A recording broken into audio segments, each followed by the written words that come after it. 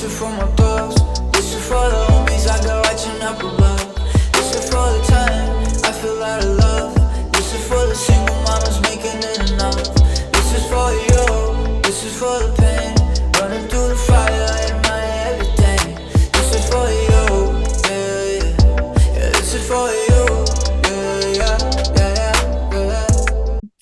Hi guys, welcome back to Incognito Mode. I'm Noemi and I have a special guest today. Her name is Chianti.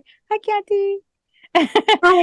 Hi. She is so sweet and she has a story that I feel like we all should hear, listen, pay attention, and take from it, and I even noticed her shirt says my story and I had to ask and she's like, I made it, and I love that even more. So that is super cute. But I wanted to let you present yourself and just kind of tell us a little bit about yourself. So my name is Chianti and I was born and raised in Fillmore. I don't live there anymore, but it's still like right next door. And I'm a mom and a wife. I have two little ones, and yeah, I don't know. She's like, and well, thank you for joining us. This is Incognito Mode, and today we're going to be talking a little bit about our faith, a little background on our religions, just for whoever might not know us or know of them, and just kind of how they've helped us persevere and keep our heads up during times of trouble, and just why we maintain our faith. And hopefully if there's anyone out there struggling with maybe something that we talk about, that it might resonate and keep you feel like you can keep afloat like us. So I normally do say a prayer. I know you prayed. Do you want to set it off today? Okay. All right. Dear Lord, I want to say thank you for allowing this meeting between Noemi and I. I ask that you just bless the conversation, and that whoever is watching this, Lord, that remind them that you have plans for them, Lord, and that they're here for a reason. They're here to see and listen to what is about to be said, and may they keep an open mind. And may Noemi and I also have an open mind and just take in the conversation and absorb what it is that you have for us, Lord. And it's in your name that I pray. Amen. Amen. Oh, I love that. Okay, perfect. So I'll just give you a little background on my religion. I know we touched on that a little bit through our messages. So I grew up Messianic Judaic, but I didn't know that before that's what it was even called. So I would just be like, yeah, I'm Jewish. And people would just be like, well, you're not from Jerusalem. I'm like, no, it's a religion.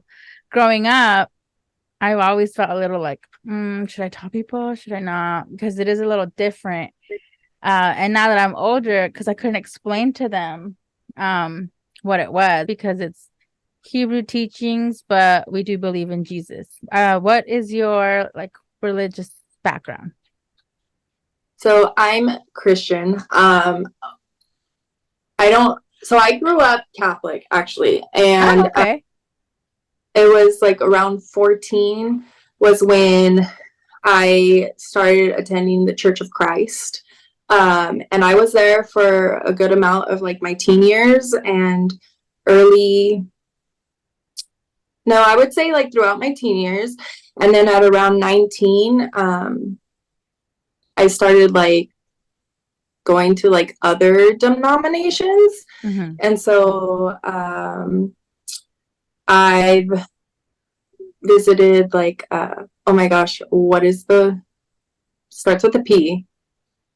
Protestant. Okay. Oh, okay. So I visited a Protestant church, and they were they weren't Protestant where they're swinging from chandeliers and stuff. They're ready. They there was moments where they spoke in tongues and stuff like that. Whoa, that's and they did the hand raising worship and all. And then I visited, well, actually we like kind of stuck with Protestant churches for a while. And like even now, I believe the church that I was attending is Protestant, and then we're like visiting like Baptists, so it's kind of, yeah. You're like in the realm of trying just to understand, you know, the word, no matter where it comes from. Yeah, and I feel like they all follow the same generic, like Yeah. they all have the same base, and it's just the theology that's different. And so me and my husband are kind of at a point where we're kind of like, well, what's the point of it all? Like, Of a why are religion. yeah, it's like, why aren't we all just like gathering together and reading from the scriptures, like, I don't Because it's know. the same. I love that. I feel that like 100%. Um, because same. My church, it was temple, I guess, but I used to call it church because I didn't know the difference. Mhm. It was Hispanic people, girl. It was Mexicans and Salvadorians. My mom's Mexican, my dad's Salvadorian, but they Uh-huh. spoke Hebrew. Oh, that's Like so our pastors spoke Hebrew, or rabbis. But it was like, and I thought that was so like, oh, everyone does this. And getting a little older, it was like, no, like, what do you mean they spoke Hebrew? I'm like, well, I don't speak it, but so then yeah. I was like, well, once it closed down, I was like, well, where do I go now? Like, I'm like, I don't have a home. Mhm. And I went, where did I go? Because I did the same. Not Mhm. shopping, but just kind of like keeping an open mind to the word of Yeah. God. I'm like, if we all love God, it's the same basis, you know? Yeah. Where did I go? It was like a Mormon church. These people Oh. came to my house and they were like talking about the word of God. And I was like, oh, you guys, like, I love that they were walking door to door. That's what Mhm. got me like, okay, you guys are dedicated. Um, so I'm like, yeah, I'll go. And then once I went, I sat in a room with like the main guy. I don't know what they're called. They have names. I'm Like, not sure. yeah, no, they have like names. Elder, the Oh, elder. yeah. Yeah. Yeah. And he's like, we're gonna go to a separate room. And I'm like, okay.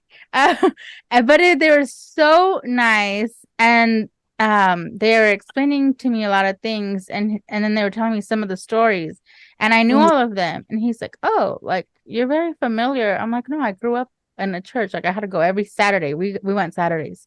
Okay. Um, and he was like, wow, like that's very interesting. And then I was super down to go to the church until they were talking about like, yeah, like it was like giving a certain amount of money and then you go out and do what they did. And I was like, oh, I thought we were just like going to church. I didn't think you were Mhm. recruiting me to go to like, what were they talking about? Be like Miami. missionary. Oh, yeah. Yeah. And I was like, oh, I was just like down to learn, but I'm not I'm not going away.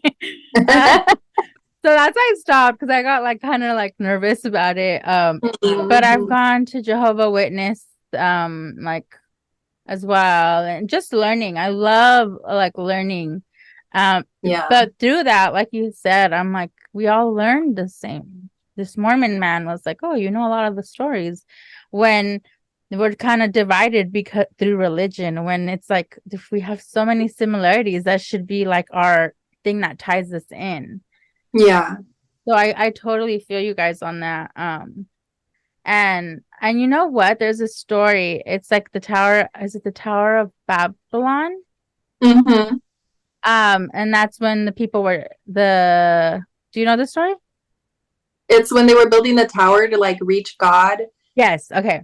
Yeah. Okay. And then he was like you can't come to me unless I allow you to. Yeah. So He's that's like, just yeah, boom.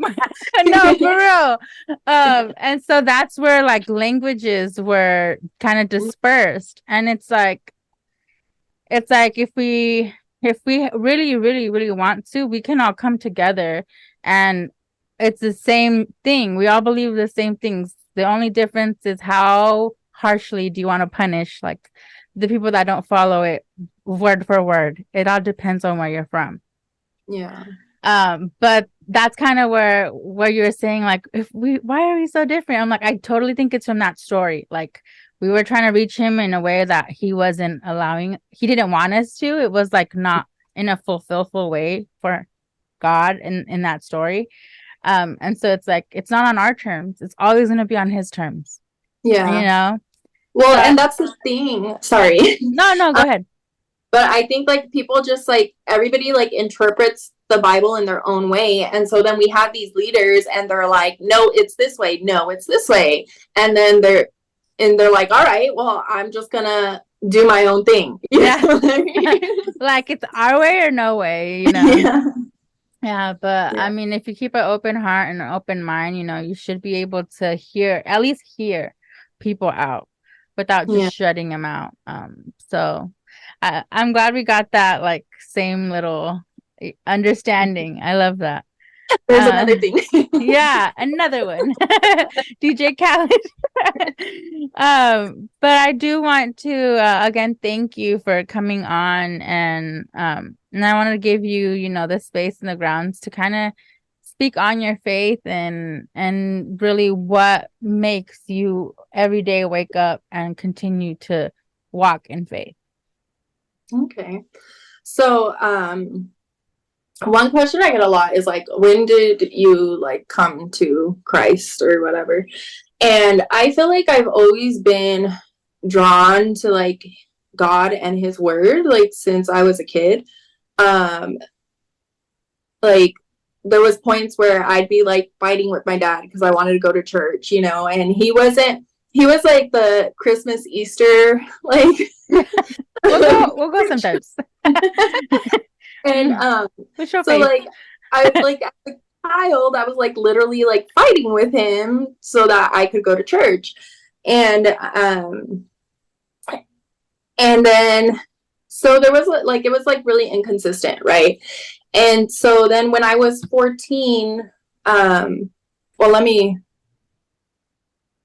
backtrack. So I was abused as a child by my dad.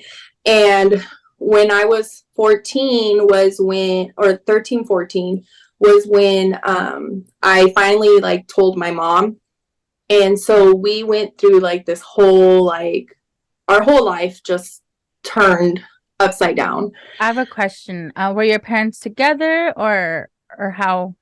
When Like, that happened? yeah. Yeah, they were. So yeah, it happened between the ages 7 to 14 and like on and off. And so they were together. My mom worked a lot, so she didn't really see anything the going sign. on. I'm so Yeah. sorry. Like I don't want to just like bypass that like it's nothing, you know. I'm Yeah. sorry that even had to, whatever it was, had to happen to you because you're such a sweet person. Like Thank you. we go. I'm sorry. I appreciate the sentiment. I say like it made me who I am today. You know, I wouldn't be this person.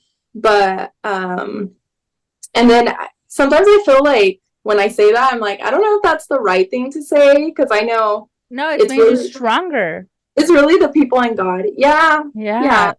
You have to take everything like that. For example, you wouldn't have learned everything. I don't know if you'd be as graceful as you are, as kind, had you not gone through something so traumatic so young, because you'd never want to push that on someone else. Right. So in a way, yeah, as harsh as like it might feel to someone else, you've overcome it. So it has made you stronger in who you are.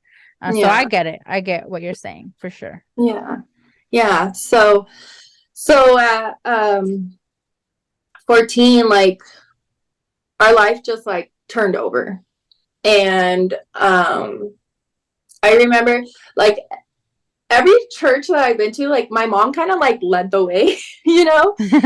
Even like the Catholic church, I would go to her when nobody else in my family wanted to go, you know. And so she started going to Church of Christ because my grandpa was attending there. And so I just kind of like followed along. Like I'm going to. And that year was when, you know, I started learning about like baptism and just like how much God is really there for us, especially because of everything that like we were experiencing at the time. It was hard for everyone. Like my siblings, they were still little, you know, and Are you the oldest? I am the oldest. Okay. And so it was very like, I don't know. I remember I had a hard time even telling my mom because I didn't want to ruin their lives, you know? And like that's so older sibling of me. 14. You're 14 and you were thinking that? Yeah. That's like, so that's so like let me eat it so you guys don't have to like suffer, quote unquote.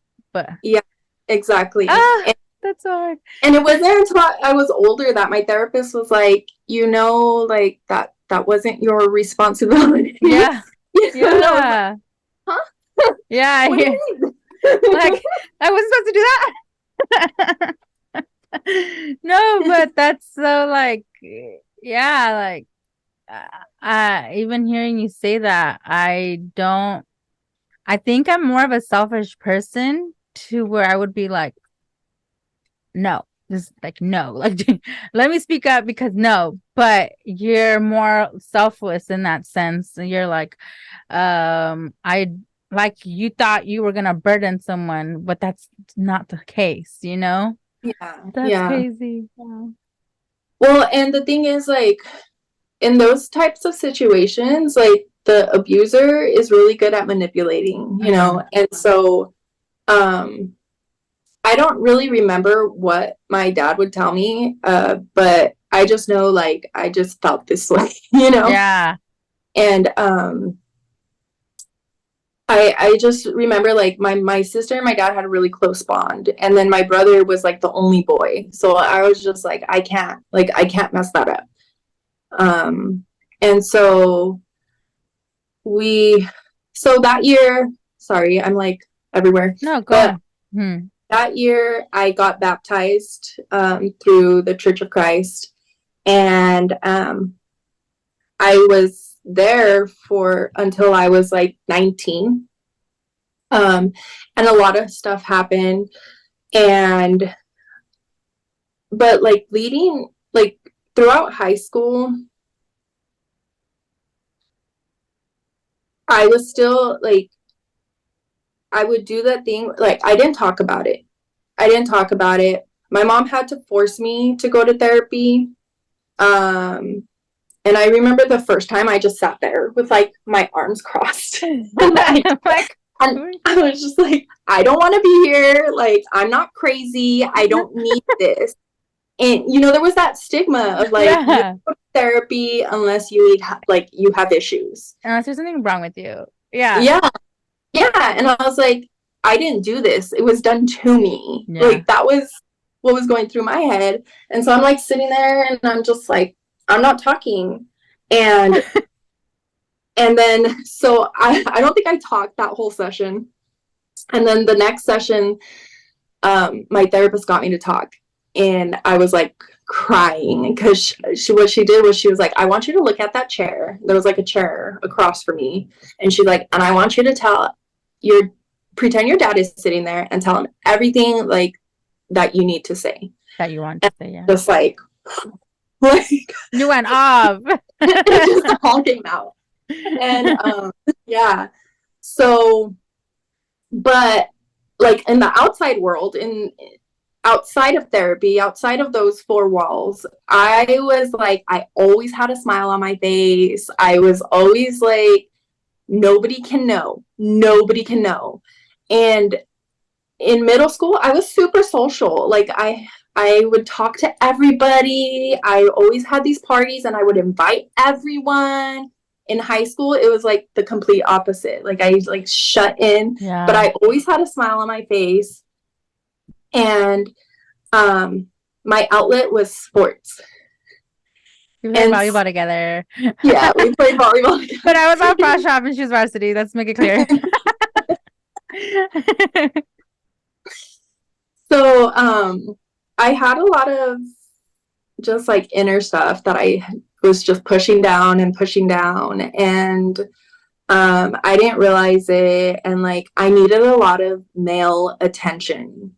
Like it was just, I just needed it. Like, You're it was like, give it to me. yeah, like, it was like, you know how we need air, we need water, we need food. Like, I needed male attention. It was so bad. Like, looking back now, like, I'm a lot better. You're like, I'm But good now. I don't need it anymore. but just like the way I was, it was just, yeah. So the more attention that I got, the more it was like reaffirming all of whatever I had going on in my head, right? And and so it kind of like led me away from like being the church girl, you know? Because I was like, well, these guys are doing this and I need them to like me, and you know, like, and I need that. I need that it. facade to be like, no, Yeah. I get you. So I kind of like walked away for a while. Like, I still had my faith and I would still pray, but I wasn't like, Wasn't I don't, prevalent. It wasn't like a constant like you weren't living for it or through it, or you weren't yeah, needing it every day. It was just like in the back of your mind because you grew up with it. But yeah, it, yeah. exactly, So. exactly. Another one. Yeah. So, yeah.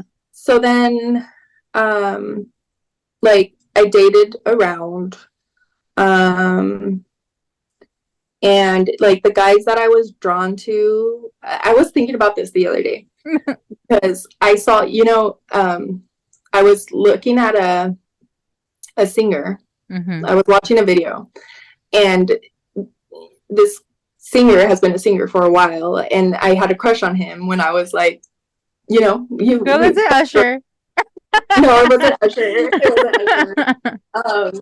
He's actually in a, like, it's Joe Jonas.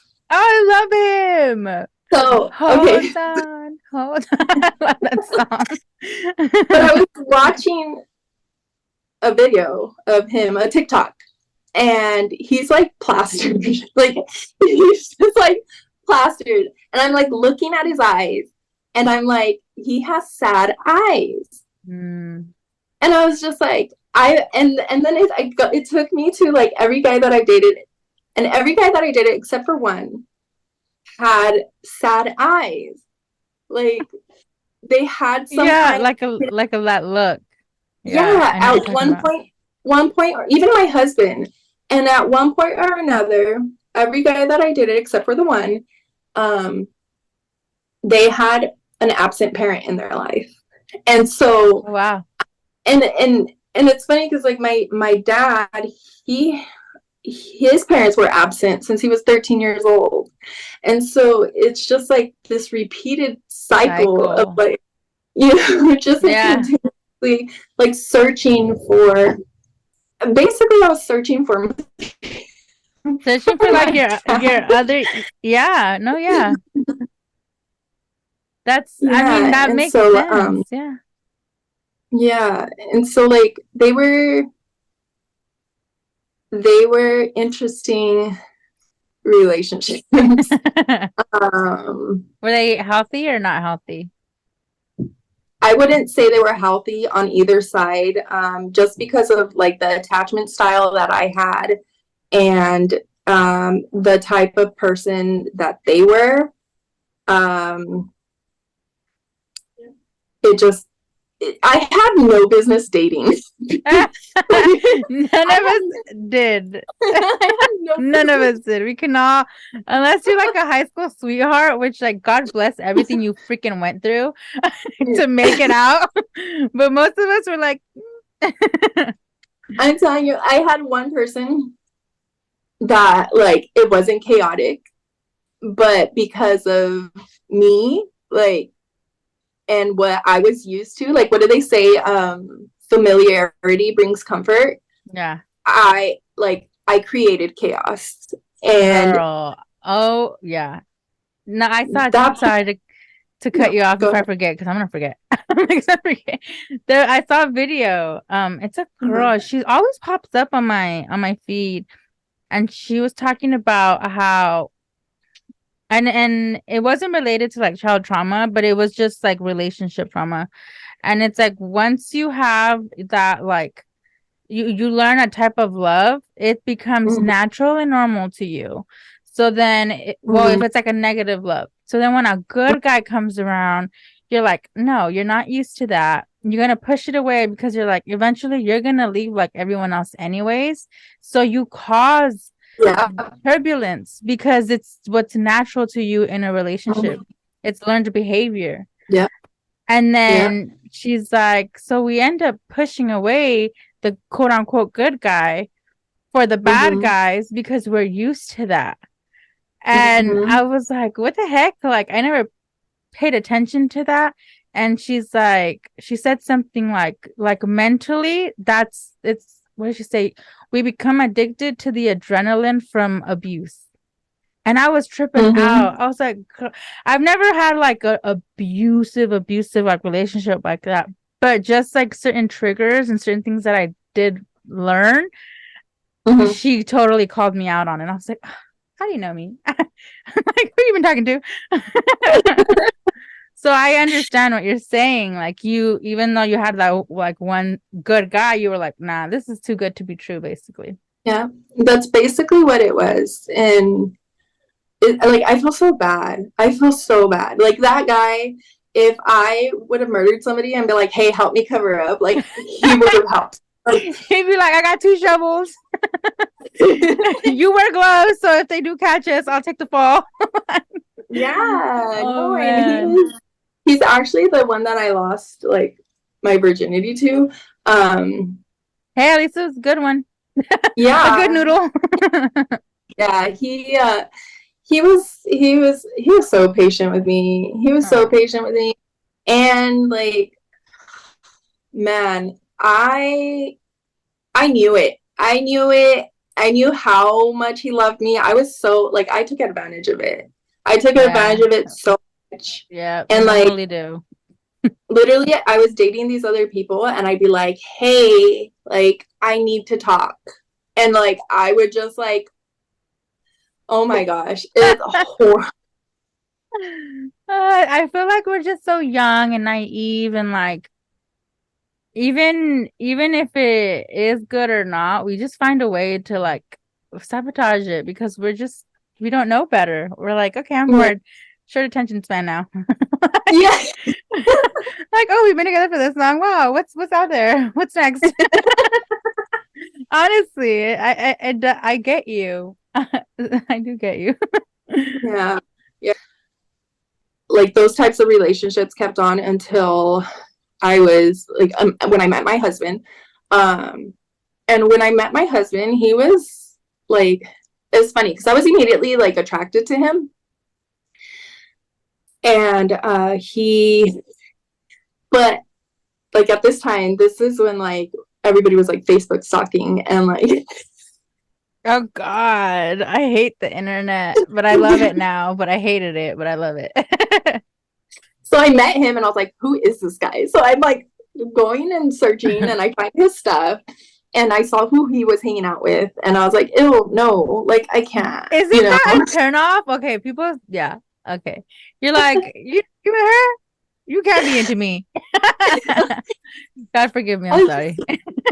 No, but like it's because the guys that he was hanging out with at the time, like I knew they were like players and I knew like what they were up to and I knew that they were always drunk and I knew all those things. So I was just like, maybe not, you know. Maybe not my style. But then but then I like, you know, I had all that chaos still. I hadn't like fully released it and I still haven't, but I ignored the red flags. Like I was just They were I bright looked pink.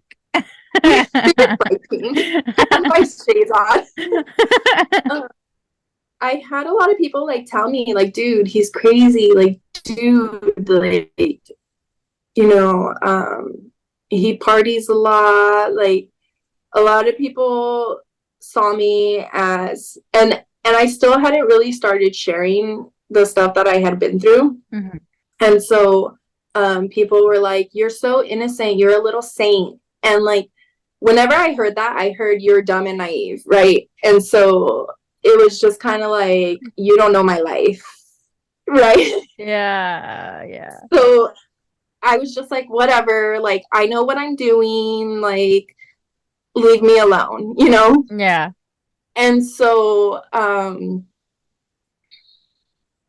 I even had people telling me, like, you're not evenly yoked, you know, he's not a believer. I think at the time I met him, he was agnostic, where you're not sure if you like believe And in a higher power. God or anything. Yeah. Yeah. And so it was just like all these people were like, pay attention, like, what are you doing?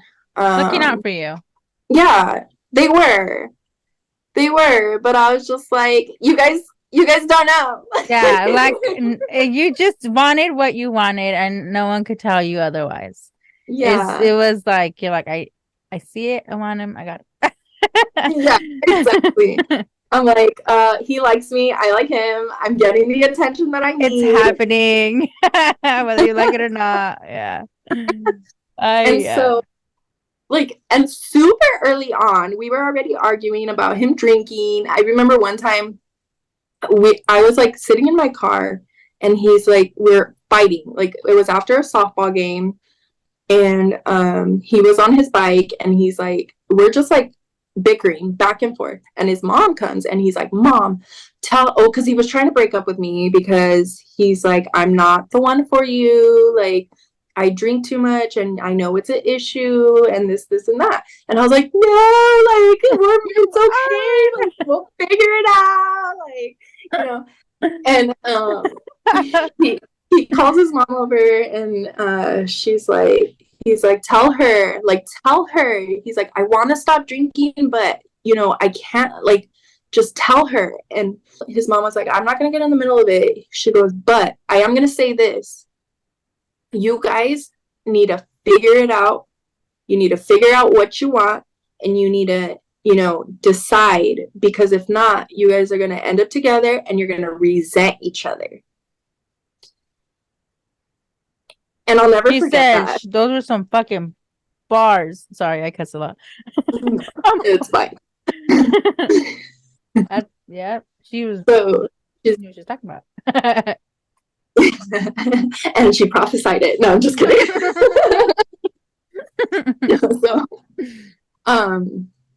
So it was, so like, I don't even know how many times we supposedly broke up. How old were you guys at this time? So he was 28 and I was 23. Okay. That's not bad. Yeah, so I was still really young. And I ignored everybody, and we had a lot of back and forth, and like literally, like, we were on the verge of breaking up when I ended up pregnant. Wow. That's a bomb right there. Yeah. Oh, that's very interesting. So we were on the verge of breaking up and I ended up pregnant. And it's crazy because I always said I wanted to be pregnant by 25. And that year I was like, I don't think I want kids. And then I got pregnant and I was still 25. Hey, you prophesized it too. There's a lot more into that, but we'll talk about that another time. Yeah, I ended up pregnant, and like that's where like all the like chaos began, because he had just lost his grandma like the year before. And is he a grandma's boy? Yeah, so he lived with his grandma since the age of 13, I think. Oh my gosh, it was like super, yeah. Yeah, and so he lost her the year before. Then he had to move into his, like, he moved back in with his parents, because like, you know, that's where he had lived all his life. Yeah. So he moved back in with his parents, and then I was pregnant, and then like at the end of that year I moved in, And so it's just like all of this stuff All at once, back to at back. once. Yeah. Yeah. Yeah. Wow. And so when I was pregnant with my son, I know he was dabbling in stuff like here and there. Mm-hmm. And he would tell me, and of course, like it caused arguments, but you know, Conflict. it was just always like, oh, I'm good now. I'm good, you know. And then when my son was 9 months, I got pregnant again. Oh, And flip. Yeah. Super back to back. Girl, not yeah, even a they were year. like, my kids are, yeah. So 9 months, I got pregnant. I started that year pregnant, and I ended that year Yeah, pregnant. that's why I'm like, it's not even a year. Oh man. And so I was like busy with my toddler, like chasing him around. I, I wasn't paying attention, you know. I wasn't. You had a lot on your plate, or what? How could you Yeah, pay attention to? You have a toddler and you're pregnant, and then the baby's born, and now you have what, 202? yeah, Oh, yeah, that's hard. yeah, I'm not even a yeah. mom, and I'm like, God, I don't know how you did that. When I found out I was pregnant with my daughter, we were both like so scared because we said we were gonna wait at least 2 years. Um, but it's all worked out. Like God always comes through. But yeah, so he told me actually the week that I had her, like right before I had her. So my son, he came 45 minutes after my water broke. Oh my gosh. So with my daughter, I was like, we're not staying in Peru. Like, no, no, like I need to stay at my mom's house so that like I'm not having this kid in the car, right? Yeah. So I was just like, we need to plan and prepare. And so that week I came to my mom's, and he refused to come with me. He was just like, I'm working, I can't, like I have to like be ready for work. And I'm like, Yeah. what about our kid? Like, you know. You have a baby. Are you not gonna be there when I And pop the so baby out? I was like, just bring your clothes, you know, whatever. And so he like made up a million excuses, and then like 2 nights before he finally came. And when he was here, like we were getting ready for bed, and he's like, I'm gonna go to the store. And just like his whole, like, I'm very in tune with people and their body language because of everything that I've been through.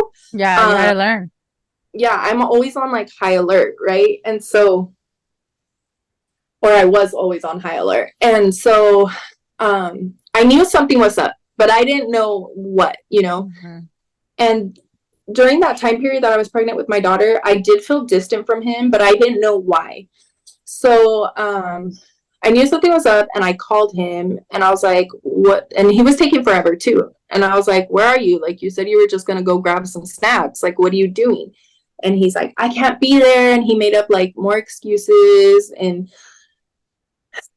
I was like, no, that's BS. Like, something's up. Like, what is Yeah, going on? like it's really tea. Yeah. And so he finally calls me back, and he's like, hey, like, I have to tell you, but like, you can't get mad. And I was like, well, okay, like, tell me. And he's like, I'm high, like, I'm on drugs. And I was like, you're smoking weed? And he's like, no, like, Stronger. he's like, I'm not gonna tell you what. He's like, Mhm. but like, I just can't be there. And I was Ah, like, that's okay. so hard. Yeah. So and like there was so many clear signs before, like so many clear signs. Like he had the house spotless, like he wasn't sleeping. He was like rearranging furniture like all day long, like all this stuff. But because I was so focused on my kids and like what was to come, that like I didn't see it.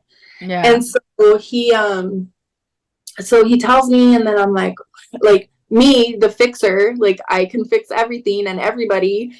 at the time is what I thought, and I don't think that way anymore. You're like, I got But this. yeah. So I hang up and I'm like, okay, I'm like scheming in my head, what am I gonna do, right? And everybody is asleep. We're at my mom's house, all the lights are off, and I go in there and I'm like, she's like, what? That's a secret. I'm like, the baby's asleep. I'm like, I need to go deal with my husband. And she's like, what do you mean? And I was like, I can't tell you. But I'm like crying and I'm like, I have to go. And she's like, okay. And she's like, well, just leave him here and like whatever, you know. Like I got, yeah. Yeah. What a good So mom. Your mom I seems know. awesome. My mom is awesome. She's a Rock. huge part of why I'm still here. But yeah, so I go and I don't even know what I did. I probably like gave him some lecture and You went off, girl. Just say you went off on his ass. I don't remember. It was like I'm so far from then. But yeah, so then like 2 days later was when I started like contracting with my daughter. And then we had her 2 days later? and 2 days later. Girl. And at the hospital, he's like going through withdrawals, like just like rude, My God. rude to the staff, to everybody, like No. just yeah, it was Just just like a hot. off of one. Not Yeah, knowing how to function. Yeah. I remember one time like he blew up because he bit my cookie, and I got upset that he ate my cookie that I was looking forward to, and he just like went off, like went like it was Short just fuse. anyway. Yeah, so it was bad at the hospital, and then after that was when he like really snowballed into it all. And I remember like just being here at my mom's again, like sleeping on her living room floor for like months at a time, and like I would go back and then I'd come back and then I'd go back. And the final point was when like he left a bag of residue on our restroom counter At your mom's or at our where? house. At our house. Oh, okay. And I remember I was just livid because I was like, if my son had touched that, like we don't know what could have happened. Yeah. And I was just like, nope, that's it.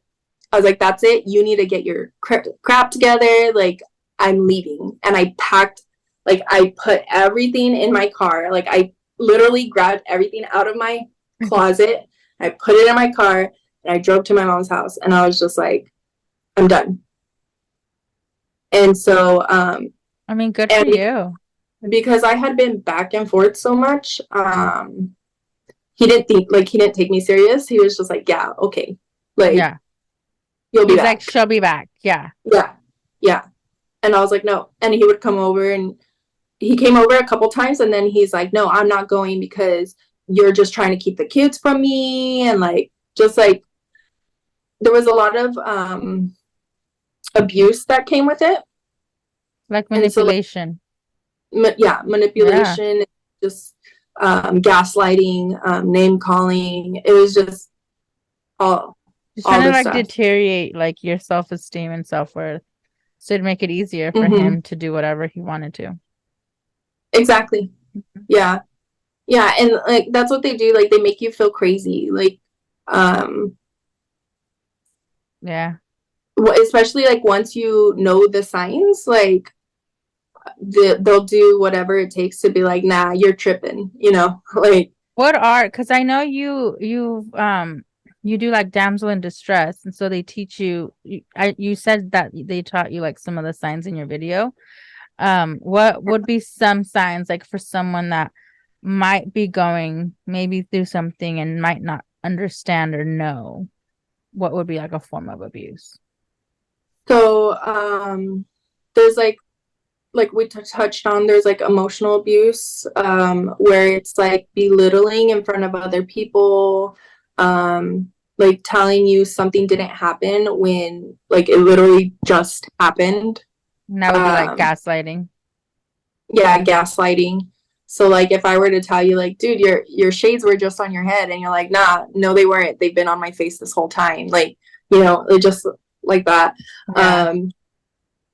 There's economic abuse. So if you notice that somebody, like there's a couple and one of the partners has to constantly ask for money or isn't allowed to have a job, that's another sign. And there's this thing, it's called love bombing.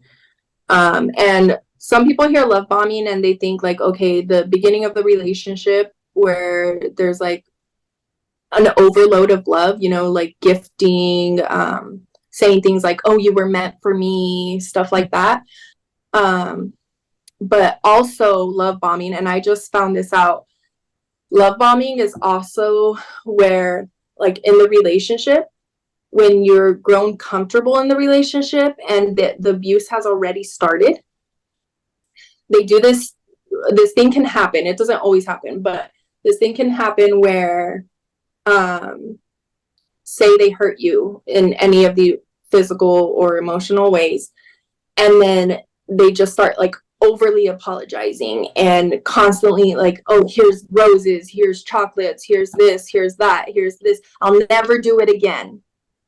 And then oh, and then it starts over again. Yeah. And it's like keeping you on a leash, pretty much. Like letting you off when they're fucking you over, and then when you realize, you tug to like get like let go, and they're like, no, come back, and look at everything that I do for you and can do for you and how I appreciate you after you've been not appreciated.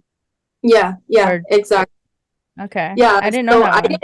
I didn't know that was also considered love bombing, but yeah, me neither. I was like, yeah. Yeah, so I just found that one out. But so there's love bombing, and then there's like intimidation. And so if you notice, like in couples, if somebody's afraid to speak up in public areas, like that's a huge red flag, especially if you notice the other person in the relationship like giving like the side eye, or kind of like warning you, like, don't speak up. Yeah. Oh my gosh, that's crazy. I know people like that, and I never would have thought. I thought that would just be like a keep it in the relationship thing, but I would have never thought that's another form of. Yeah. That's definitely one. I'm gonna write that down. I knew girls that didn't feel the prettiest, so they would allow guys to treat them worse, and it didn't make sense to me. I'd be like, what the heck? Like, why would you let someone treat you like that? And it was a way of like, they themselves saw themselves in a certain way, so it made it easier for guys to treat them less than deserving. And that's so sad. Like, to think that you're the way you appear or the way you think others see you automatically puts you in a mind state where you're going into it weaker than someone who might not think that of themselves. So, well, and it has to do with confidence. Like when we're confident in ourselves, like we know our boundaries, and we know like we're able to stand firm in those boundaries. When we're not confident in ourselves. So when I was younger, I overheard my mom and my dad talking, and they were saying something along the lines of like, oh, mija, like my sister, they're like, she's really pretty, and like guys are just gonna, they're gonna like her because of her face. And then they said, and Chianti, they're gonna like her because of her body. But you're really pretty. Yeah, well, thank you. Thank you. But like at the time, my sister had like this, she had this very doll like her skin, like she looked like a monita, like a little porcelain doll. She was just really pretty, and not that I don't think I'm pretty, like I do, like trust me, I do. You're like, can't tell me nothing. But I knew like I had a booty, I had, I was thin, I was, so I internalized what they were saying. Like and that wasn't even a conversation for me to hear. Like I wasn't supposed to hear it, but I did. And so it became this thing where like, well, guys only want me for my body, right? And so I allowed that, and it took from who I was, and it took from my confidence, really. Yeah, like your body became in your mind what would attract someone versus like your mind, your personality, like you are beautiful. Yeah. So I allowed a lot of stuff because of it. And I was on TikTok a while back, and I was scrolling, and there was this, and my algorithm is very towards safety and like, because of what I preach and what I look up, right? And so this guy, I don't remember who he was, and so if you've seen this TikTok, like drop it in the comments. But a mom asked him, they were like, how can I ensure my daughter's safety? And he's like, teach her confidence. Teach her confidence. Yeah. And that's like the one thing that like we need to be able to stand tall, to be able to look around and be aware of our surroundings, and to tell ourselves like, this is happening for real. Like, we're not going to second guess ourselves because we know who we are and where we stand and what, you know what I mean? Firm in that, and we're firm in what we, that's right, and what we believe. Sorry, my glasses are like bothering me. No, and that's important. I think that's really important for me. I'll speak on that on confidence wise. Chunky girl, always been a chunky girl. And I didn't have like a bunch of novios. I wasn't out here dating.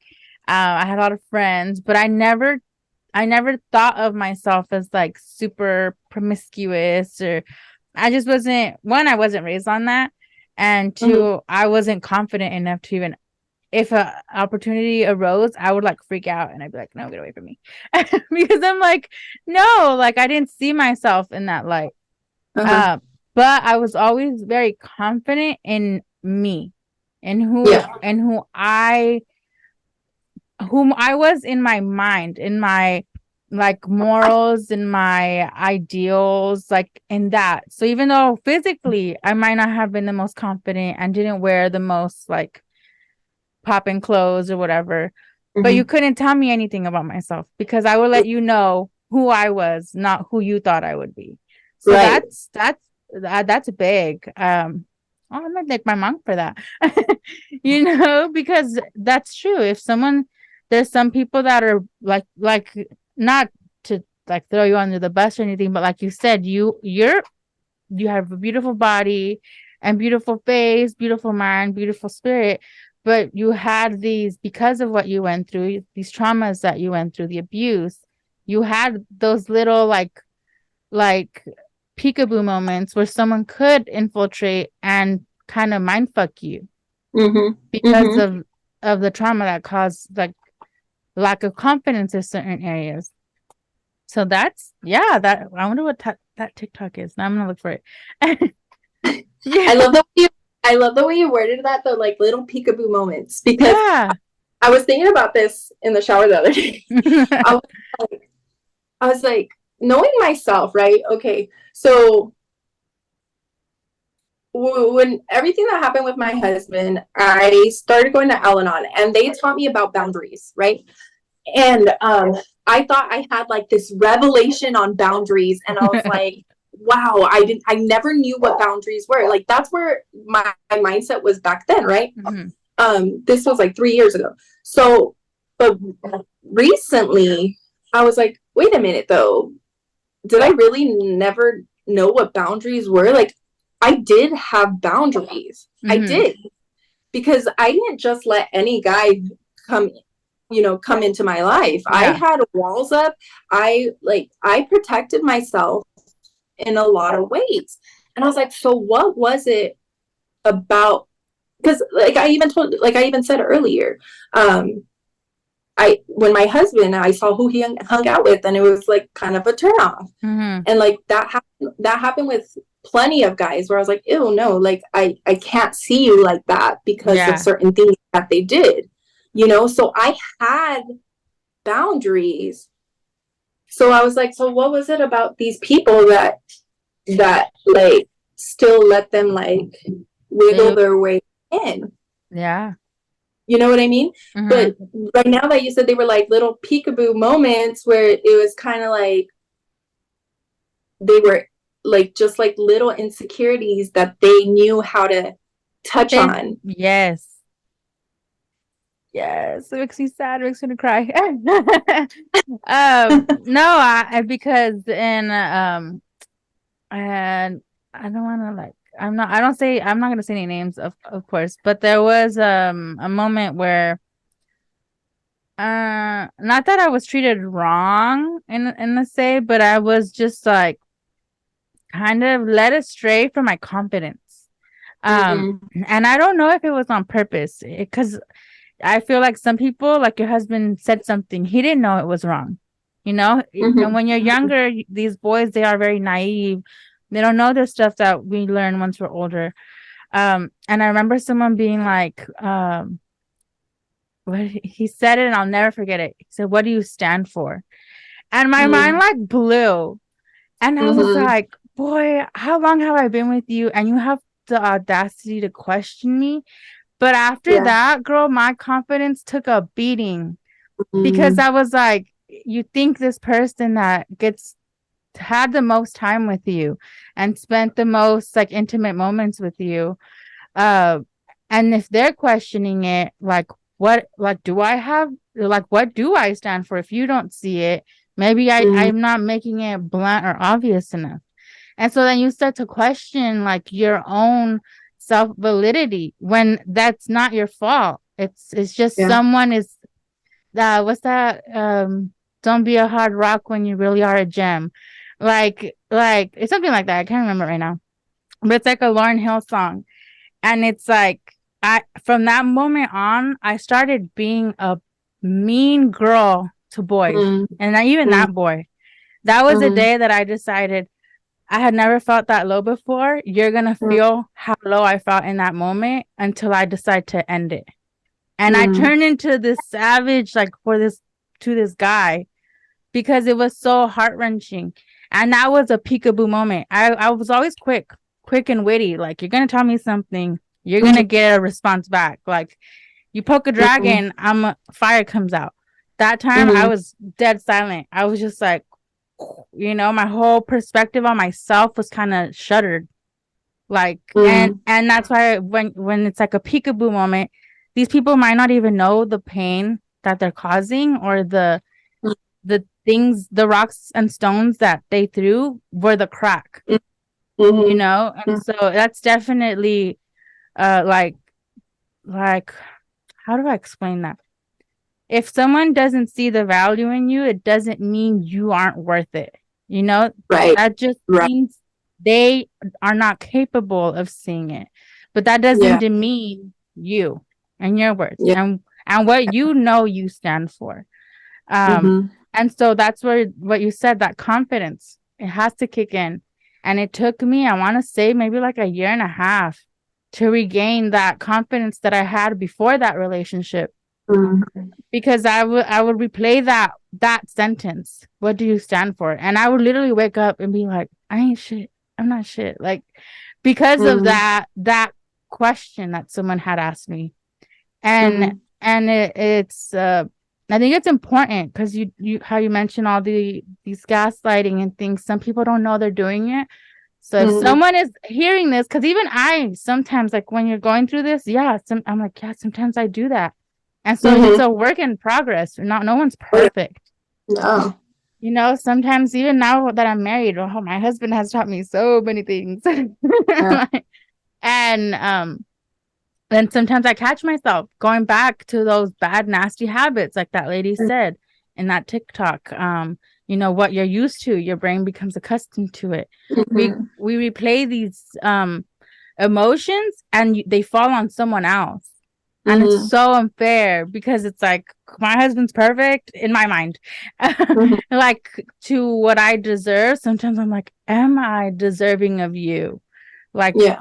do I? Because it's literally a work in progress. Every day you have to work on it. On your bad days, I share it with him. I'm like, oh, I'm having a bad day. And he won't let me off the hook. He'll like talk about it.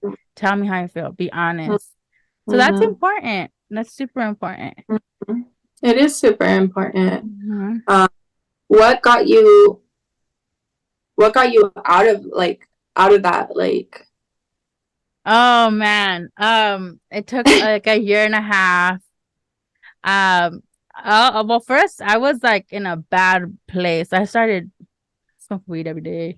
I was drinking like heavy, and I've always been like a semi party girl, not like a crazy like party girl, but I've always been like, yeah, it's a weekend, let me have fun.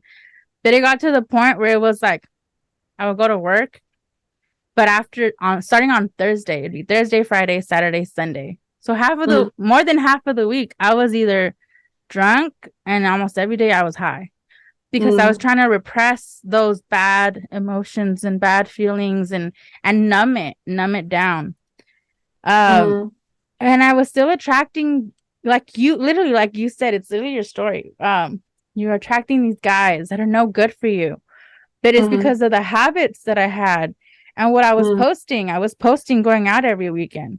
That's gonna attract guys. My dog, I'm sorry. It's okay.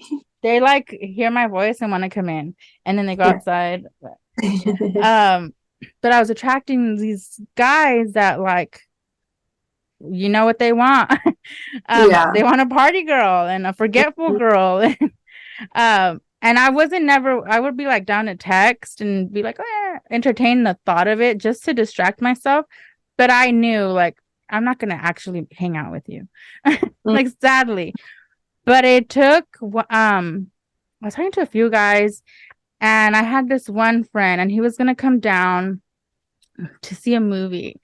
And I'm very naive in that sense where I'm like, if they're my friends, they're my friends to me, because I don't go past that point. And I was renting a room at the time.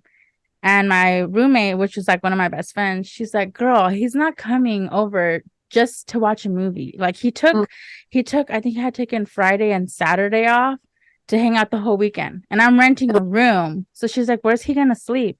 And I'm like, well, like he can sleep on my bed and I'll sleep on the couch, or he can sleep on the couch and I'll sleep on my bed, or he can sleep on the bed and on the floor. Like it was going to be a separate situation in my mind. And she's like, think about it. No, Emmy. She's like, he's coming to watch a movie, took time off, whatever. And she's like, why don't you call him and ask him like where he plans on sleeping? And I'm like, oh, okay. So I call and I'm like, hey, friend. And I'm like, you don't mind like sleeping on the couch, right?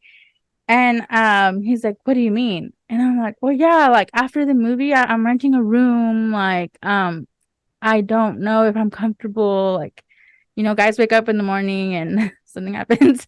And he's like, oh, I thought we were gonna sleep on the same bed. And I was like, oh, like with a pillow in the middle. And he's like, well, why would we need a pillow? Girl, this is so dumb. And because this is like my long-term friend. And she's just like, I told you. And I'm like, oh, fuck. Like, I can't do that. That's my real, actual good friend.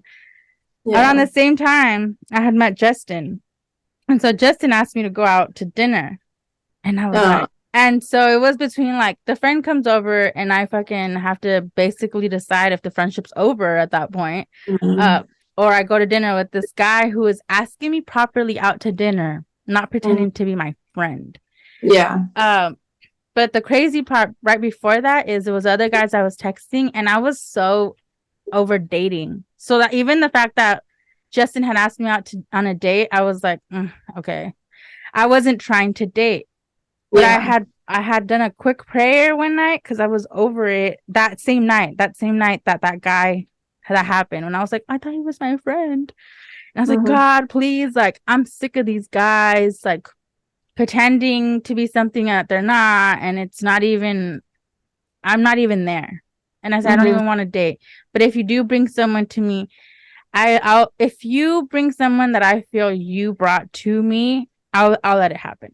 You know, like I'll leave it in your hands. And this is around the time where I'm partying every day, drinking, smoking. But every now and then I still talk to God. You know, I'm like, I know you love me. Yeah. I was there too. I get it. And so that next day after my prayer, Justin asked me out on a date. And I was like, I talked to him constantly, randomly, and I was like, are you like, is this it right now? Like, am I, what am I doing? You know, like, because I already have plans for this weekend, but this after my prayer, you just literally this guy out of nowhere is like, let's go on a date. So I'm like, what do I do? Yeah. I'm in my head about it, and my friend texts me. He's like, hey, like, I'm about to start packing. I'll be there tomorrow. I think this is Thursday because he took off whatever day.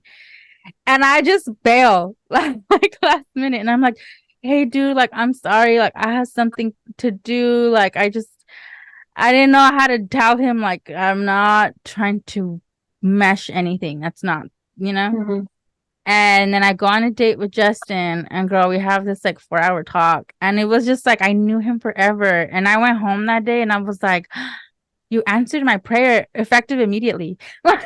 Like the night before and then the next day. And it just kind of turned this light switch in that I was in such a dark place where I was attracting things that I didn't even want.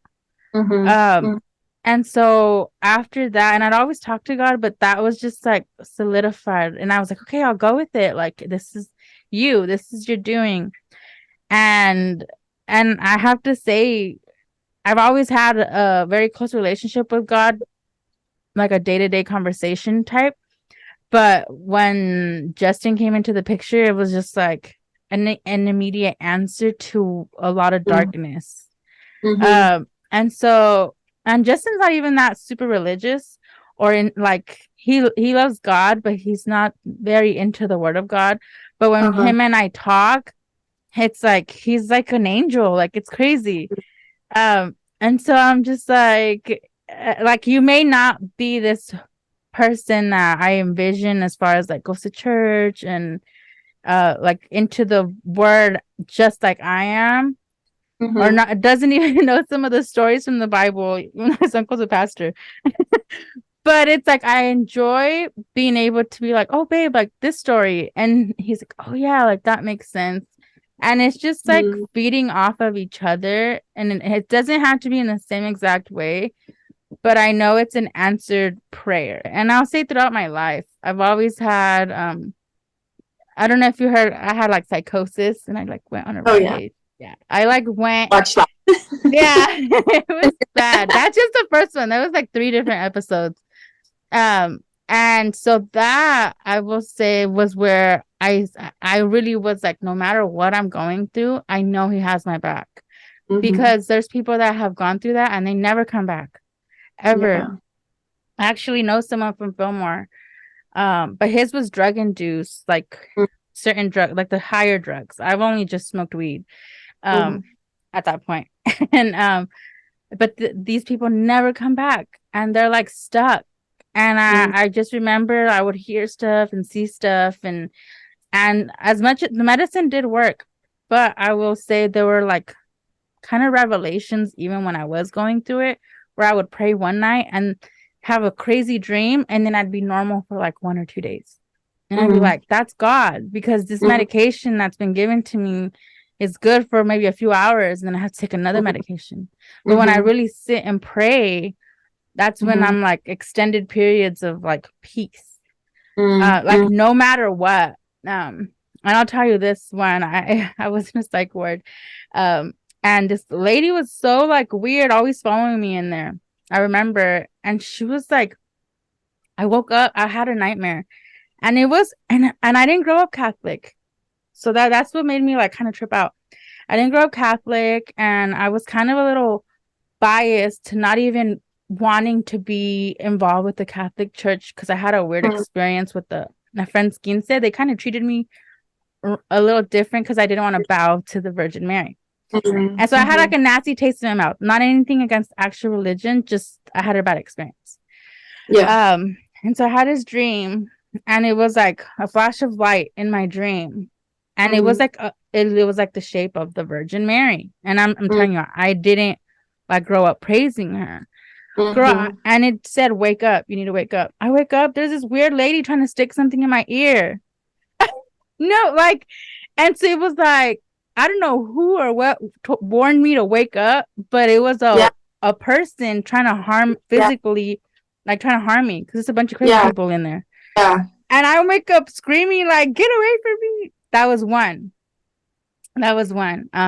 Another one of the girls that was also in there, they had put me alone because when I would have like my manic episodes and be angry, I was really angry. Uh, And so I was alone. And one day they put a girl in my room, and I was friendly to her. But then she left because she was just mm, kind of weird. She was just being weird. mhm, um, and I was just sitting there, and I'm like, when am I gonna get out of here? Because I would come in and out of like my everything. I had so many things mhm, wrong with. Um, and I was just like, God, I wish you would like talk to me. Like, I wish I could. Of all the voices I could hear, I was like, I wish I could hear God. Like, I wish I could hear a good voice. mhm, And the one of the they have like these things where you can put like your clothes. They only give you a certain amount of clothes. You can put books in there and stuff. And I moved to the side and I hit a door and it like opened and there was a Bible in there. And it was right mm, after I had this like little conversation to myself, like I wish I could hear God. mm, And this was not my Bible. So mm, whoever had been in the room prior to had left their Bible. And I was like, mm, oh, okay. And I opened the book and I forget what verse it was, but it was basically like you're never alone. When I mm, like I just opened it halfways and that was the verse that was there. And I'm like, mhm, okay, you're there. You are talking to me. This is to me it was a sign like even though you can't hear me through all your schizophrenia and everything, like I am still here. So to this day I practice that little moment where I'll open the Bible and if it's something's heavy on my mind, I'll pray beforehand and then I'll just open the Bible. And it always lands on a verse that is like perfect for what's been bothering me. mm, So that's one of the little like things that I always my faith, you can't break it yeah, because it's not even a human taught thing. It's like a spiritually like inclined. I've yeah, always my calls have always been answered, whether mhm, it's the day of or a week later or a month later or a year later. If you ever go back and think about all your prayers that you've ever like had, like mhm, eventually they're answered. yeah. And it's never on your timing, it's on No, God's timing. no, no. Yeah. What's that saying? How God plans and He'll laugh at you. Yeah. Oh my God. Yes. I told Joe that. Yeah. That was what we were yeah. Yes, that's 100% accurate. I completely wholeheartedly believe that. Wholeheartedly believe Yeah, that. So that's I kind of where I came back, I guess. I love Yeah. that for you. Oh, that is awesome. And like I was just like smiling the whole time you were like telling me. Um, and it's funny because like when I was dating my husband, he would have like night terrors and he would like just yeah, it was just a lot. And when like when I finally like took that step to like walk away, I started like I started a little routine and I started getting up earlier because at the time I was working at the school district and we would start at 7:30 and I had my two babies, right? And so um, they would wake up by 6 because like that's what babies do. And so I started waking up at 5 in the morning because I was like, I need to get right, you know. And so I started waking up at 5 in the morning and I just started like I would go right into prayer and then I would dive into God's word. And um like I started to change. Like I started to change and when everything like when I first found out, it was like, woe is me. What did I do wrong? why doesn't he love me enough to just stop? It was like me, right? It was And a so kind of selfish mode, kind of, without yeah, realizing it. yeah, and without realizing that he was dealing with his own stuff, right? Yeah. And so I started to change. I had more confidence because I was learning, like, I was like reminding myself of who God was and where my place was, right? And everything that God had ever done for me and like everything that I had already been through. And I think that like that was a huge barrier for me. Like everything that I had been through was a huge barrier for me in that moment because I was like, how stupid do I look having already gone through all of this stuff and then ignoring those red flags and putting myself in that situation again. You know what I Yeah. mean? Like it Yeah. was just like Like you felt like, what am I doing? Basically. yeah, I didn't want to talk to anybody. I didn't want to tell anyone. It was like people were gonna think I was a fake. You know, like that's what was going through my head. Like you seem so happy, but behind the scenes you had so much going on.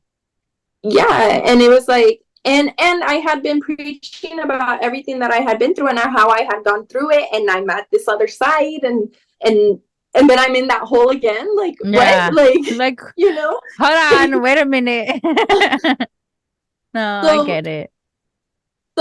so then I started reading the scripture and like God was like, girlfriend, like hello, you're putting your identity in this person when I'm right here, you know? And I was like, oh, like hello. Like, you know, He's like, so I'm the man. yeah, exactly. And we have a jealous God. Like Yeah. he wants our focus, you know? And so I was like, all right, like use me. And yeah, I know. I was like, ooh. um, but I was just like, use me. And so my whole perspective changed. I was happier. I was like, before I was like hysterical. I was hysterical. And my kids, they were babies, but they felt it. And Yeah. so they were hysterical. Yeah, they're very receptive to all your energy, especially because they're babies. They're like real connected to God. I was nursing at the time too. And so whatever my hormones were doing in my body, like it was going to my Yeah. daughter. And so like I was literally going home at night and we're all crying in bed, like all of us. Like it was a hot mess. And Going through it. so yeah, and so I was going through like this huge fog. And so when I started making those changes, I was like drinking more water. I was moving my body. I was, you know, doing all these things. And I was like, I was getting down on my knees and I was praying and like sobbing in prayer. And I remember one time, my husband, he had finally went into rehab on his own because I was living at my mom's. I was like, you do what you're gonna do, you know. Mm. Oh, but let me backtrack. Before that, he saw the change, the shift in me, and he was like, "What are you doing? Why are you so happy? Yeah. Are you cheating on me?" Yeah. Like it was Like just it's not all about you, first of all. I'm like, no, honey, no, I'm focused on God right now. And like it would piss him off. It would piss him off that I was focused on God. But I was like, whatever. I was on like a high. But anyway, so then like when he was in rehab, I went like around my house and like I like anointed oil and like I started putting it all over the door frames. And I was just like, Lord, whatever is here, like I rebuke it, like no more. Right. Mm-hmm. And so and my husband had interactions, but like they weren't it, you know, like God had placed people, but it wasn't it. Yeah. And I remember like being like, what do you mean? Like it's a sign, like come on. You're like, I see it, why don't you? but like, it get wasn't it. it. It wasn't the time. It wasn't the time. And so, like all of that happened, and he was only gone for 30 days, and he came back so transformed, so patient, so like, let's talk about things. Let's. And I was like, Yeah. yeah, yeah. And I was like, what? You're like, who is this? What did you do to my man? But I'm you keep like, him. I'm like ready to fight, and he's like, hold on, and I'm like, no, It's like a switch. That's wonderful. Oh, that's me. but he doesn't have night terrors anymore. He doesn't have night terrors anymore. It was And probably the guilt, like eating him up. I asked him the other night, I was like, hey, have you had your dreams recently? And he knew exactly what I was talking about. And he's Yeah. like, no, I didn't. And I was like, that's awesome. You're like, praise we God. did that. Oh, I love that. Oh, I'm happy. It was I just, mean, yeah. it's very I don't know. I think to some people, until you experience it, you don't know what we're talking about. You're gonna look at us sideways, like, okay. But it's like like you have to really put yourself out there for God. Like you put yourself out there for the world to see. Instagram, Facebook, Twitter, everything. Why not do that with a higher, like a higher purpose, a higher power? And it doesn't have to be God. For me, yes, it is God. But for other people, the universe, like the calling, like put yourself out there for the goodness that the world has to offer. It's not, you don't have to reject something just because you don't understand it. Like you said, keep an open heart, an open mind, and really be within your intentions. What do you want? What is it that you want to come out of this? And I will say, like, no matter where I am, I could be in my lowest of lows, and I'm good because I'm like, I'm gonna come up. Like, God is out. There's a reason why I'm going through this. God is teaching me something. I don't know what it is right now, but I'm gonna learn it and I'm gonna elevate. And sometimes the harder the shiznit you go through, like the greater the evolution comes out of it personally. Like you come out like a completely different person sometimes. And sometimes you have to go through it to like get through it, like to come out better. And so I just love how in the beginning you're like, everything, like the trauma that you did go through, it made you who you are. And that's kind of what everything we go through, there's a purpose for it. And it's gonna make you better if you let it, or you can let it drag you down. But the choice ultimately lies within you. So you got to take that first step. I think I said it in my live, it's that first step that's the biggest, like, yeah, because you really, like, to get yourself out of it, like, you really got to push yourself. Like, it's not, let me just roll out of bed and like start doing these things. Yeah, no, it's like intention, really deep dive intent. Yeah. And it's hard. It is hard. And I'm going through it right now. Like what you were talking about, like the fog. Girl, I had a good job and like everything seemed perfect from the outside looking in. But inside I was like, something's missing.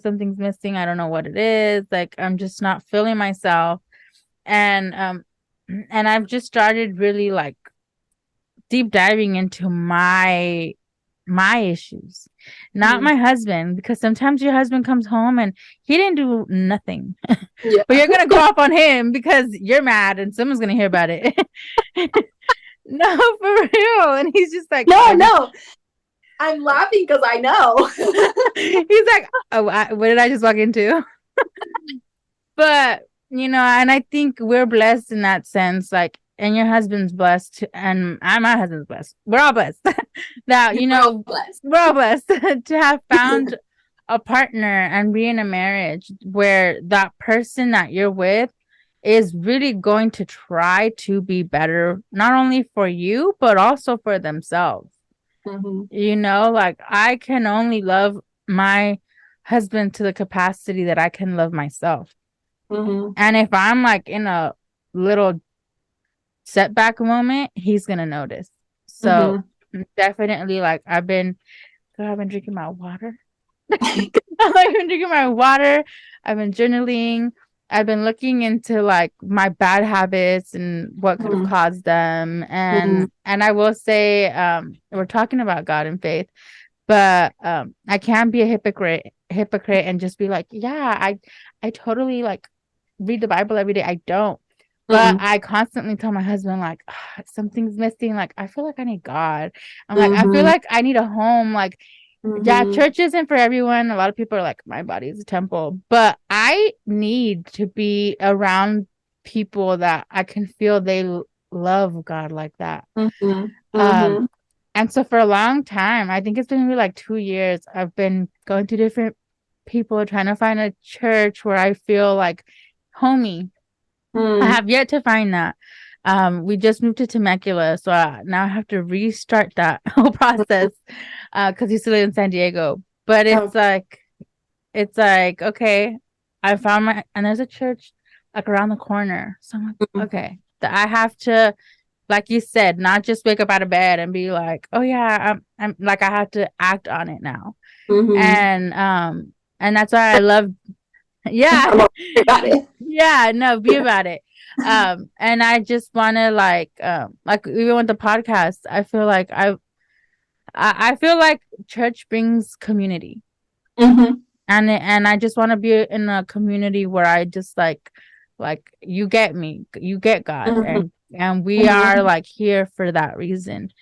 Mm-hmm. But I also think there's a lot in like what you do. You go on live and you talk to people about your experiences and the word of God and what you know and like everything, even these notes that I have here about, abuse in relationships, whether physical, emotional, or like even spiritually, Mm-hmm. and so it's just doing the podcast, I feel like a lot of people need that release and that sense of community. And whenever I do talk to anyone, it's almost like I can see like when you talk about it, I can see the emotion and the feeling in your faces. And then once like we're done talking about it, I can also see a lot of relief. And I'm Mm-hmm. just like, God, that's God. That's not like Yeah. the whole podcast. And I want people to feel more understood. That's above me. That's not me. That's something that I feel like everybody needs because we're all misunderstood in our own ways. Yeah. And No. Yeah. Yeah. I agree. And honestly, like I don't know if what your stance is on this, but like I believe we all have like a God-sized hole that only God can fulfill, and a lot of people, myself included, have and do take alternate routes to try and fill that hole. Like for me, it was like sex and uh, just like the male attention in other people it's alcohol, other people it's drugs, other people it's whatever, gaming. Like there's different things that we try and do to like it's like a lack of escape that fulfillment. feeling. Yeah, yeah, Mhm. yeah, yeah. And it's so true. And just the way you're feeling right now, I get that. And it's funny because like even though like I did all that prayer and we came through and out of it, like I still had so much that needed to be worked through for like a whole year after that. It's pent up. Maybe even 2 years. I don't Mhm. even remember how long it was, but it got to the point where like my husband took 30 days off away from everyone and was able to dive in. I had my 2 kids and I feel like sometimes I use that as an excuse, but it was a lot in 1 year that happened, and Yeah. I didn't get to work through it, you know.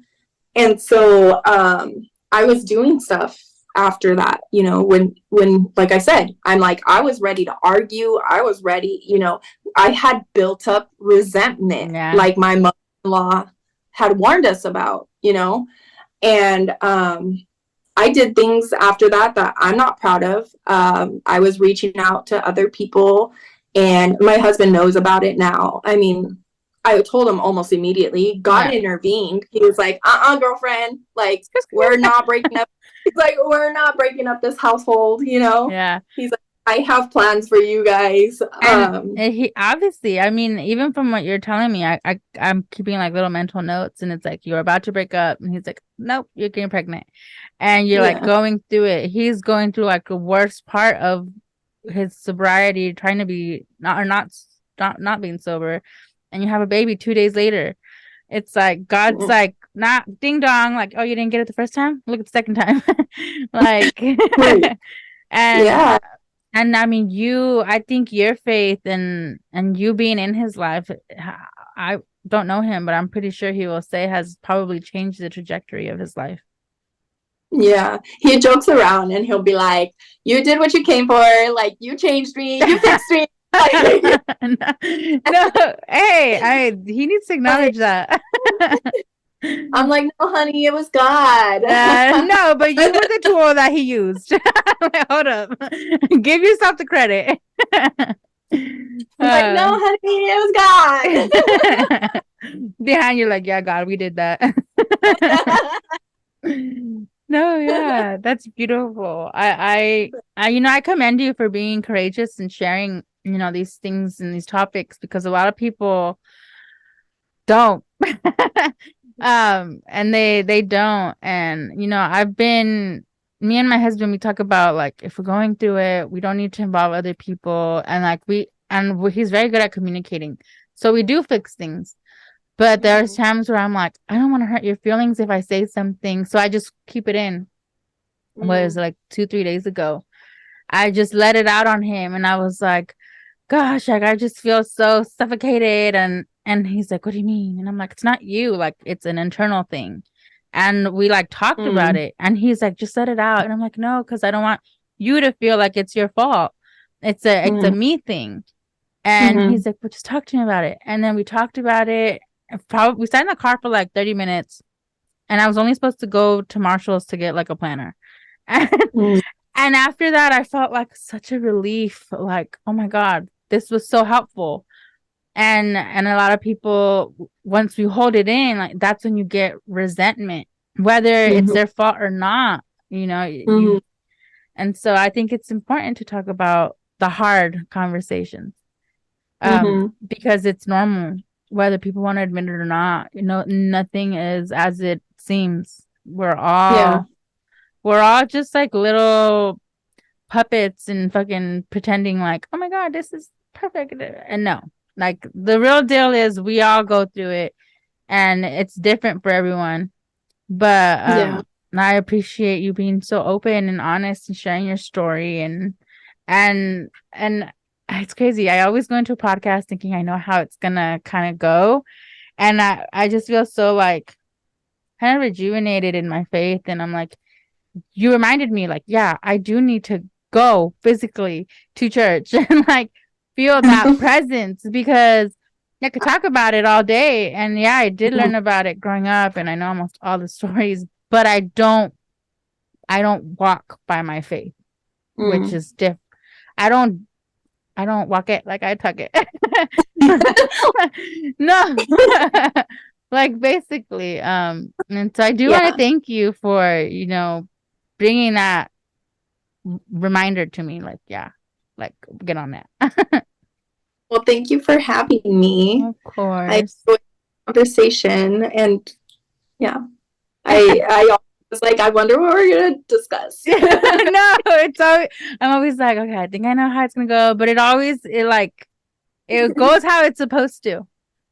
Yeah. Yeah, but I want to thank you, and I think I held you up way more than an hour. Did I? What time did we get on? 7? Mhm. Girl, oh my What time? God. It's 9. Oh, Sorry. we were late. We were late. Yeah, that's true. No, but I thank you for your time, and I hope you have a great night. And is there anything you want to share, like for anyone, either a message to your husband, your mom, or just something that's on your heart before we close out? I just want to say, like,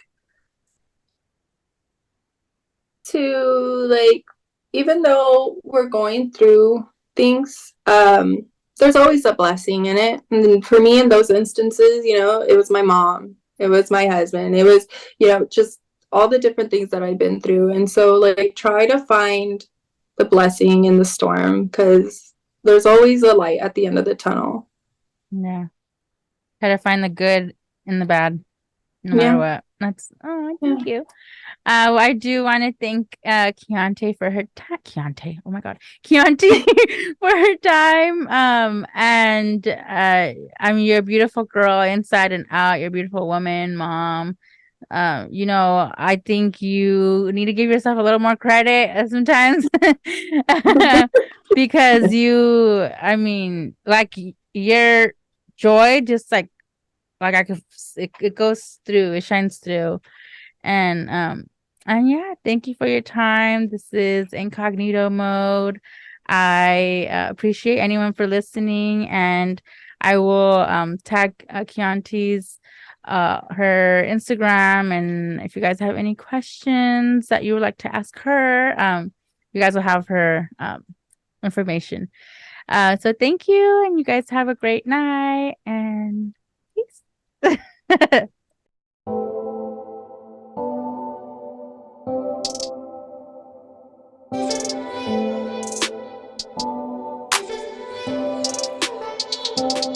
is for you, this is for my